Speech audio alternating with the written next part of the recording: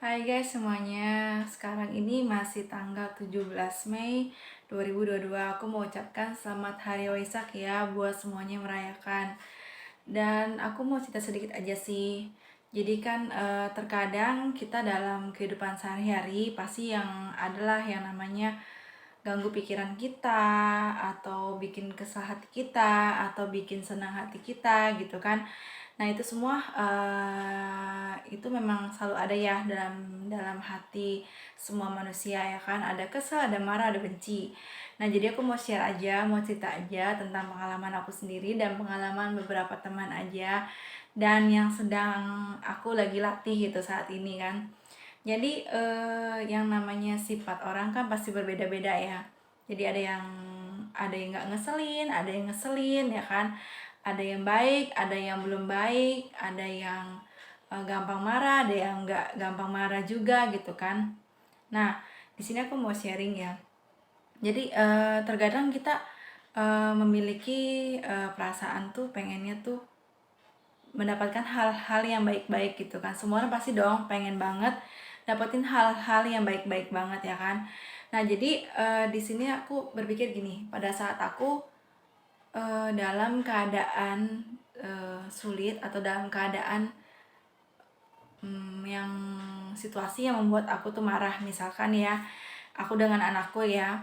Jadi terkadang dia bikin aku marah, bikin aku kesel gitu kan. Padahal kita kesel, kita marah sama dia, tapi tetap aja kita kerjain kan. Misalkan pekerjaan yang bikin kita kesel, misalkan dia bawel gitu, pengennya, mama aku pengennya telurnya diginiin ya, aku pengennya telurnya diginiin ya, bikinnya misalnya.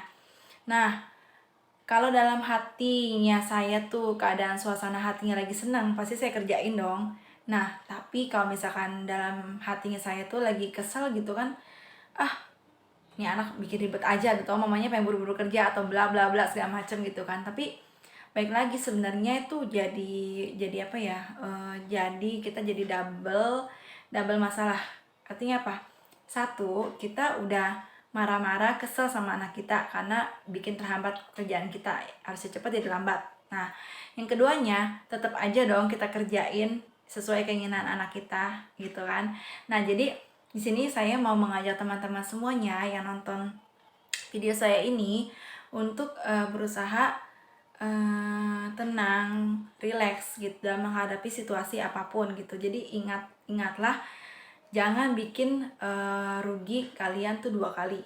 Jadi cukup satu kali aja, ruginya itu capek kerjanya aja. Jadi jangan bikin sampai dua kali kalian tuh capek kerjanya. Jangan sampai bikin kamu udah kesel terus kamu kerjain juga ya kan. Itu yang bikin kita tuh jadi hatinya itu emosi marah gitu kan. Tapi tetap aja dong kita kerjain ya enggak. Nah itu sih share saya tentang misalkan contohnya dengan anak gitu ya. Masih banyak contoh-contoh yang lain yang nanti aku bakalan share ke teman-teman semuanya. Jadi yang berhubungan dengan hati kita, perasaan hati kita bagaimana gitu kan.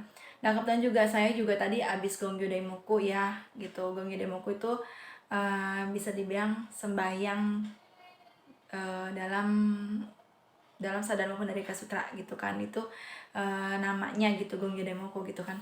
Jadi itulah sedikit pengalaman saya. Jadi semoga bisa membantu buat teman-teman semuanya.